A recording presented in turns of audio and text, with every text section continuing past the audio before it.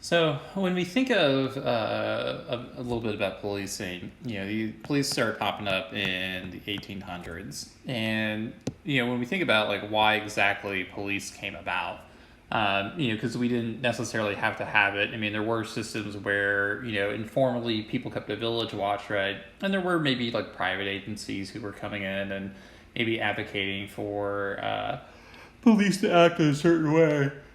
Oh, excuse me. But a large part of need, so this need was driven by rioting and unrest. And this was often related to the lack of jobs, the lack of food, general lack of stability in communities where a lot of people were expressing outrage with the system, right? So police are called in and created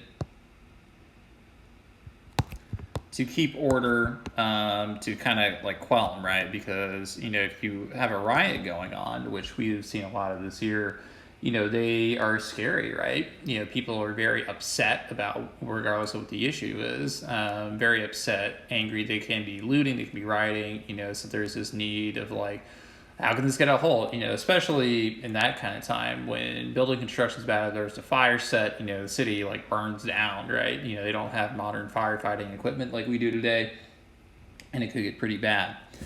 So, we have police departments that are formed this way, and, early police are not like what we think of them today, right? They used to be highly politicized and very corrupt. And so what you would end up finding is that there was little or no training at all. So, you kind of show up, you maybe paid for your position, or maybe you knew someone and they were able to get there to it, right? Officers are really corrupt. They're not, they're maybe taking cuts from criminals and stuff like that. But at the same time, it's a great way to make money because as long as you're corrupt and you're willing to take a deal, you can, do really well for your family. You also have the situation where when you have a lack of training, you have these corrupt, right? They sort of had like a badge, and there are a lot of instances where people aren't familiar with police. They're not really around very often. No one really knows what the rules are about it, and so you have a situation where people are going to try you quite a bit.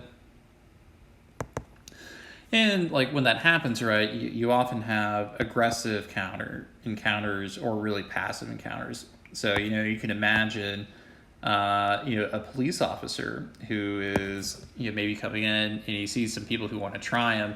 Maybe he doesn't have the equipment, maybe he doesn't have the tools necessary to protect themselves.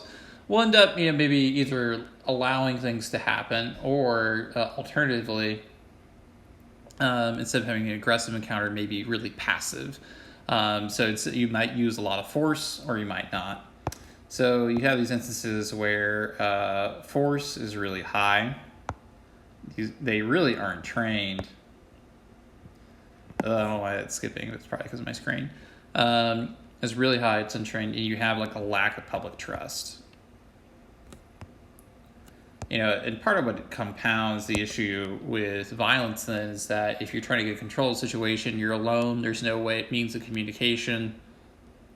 And so you tend to use violence because that's the easiest way to get over things, right? So a lot of deaths were happening, a lot of what's going on, and this had really big implications because there was a lack of trust. Why stop? There's a lack of trust. There's also a lack of aid into helping it, and people really have a big distress of what's happening. So because of that, this creates big problems, something that is viewed as needing to be corrected for police and for the community, right? Because people don't want to be victimized, they don't want to be attacked by police. They also don't want to be, have all this crappy stuff happen, understandably, right? So we'll go ahead and pause here and we'll pick up next time.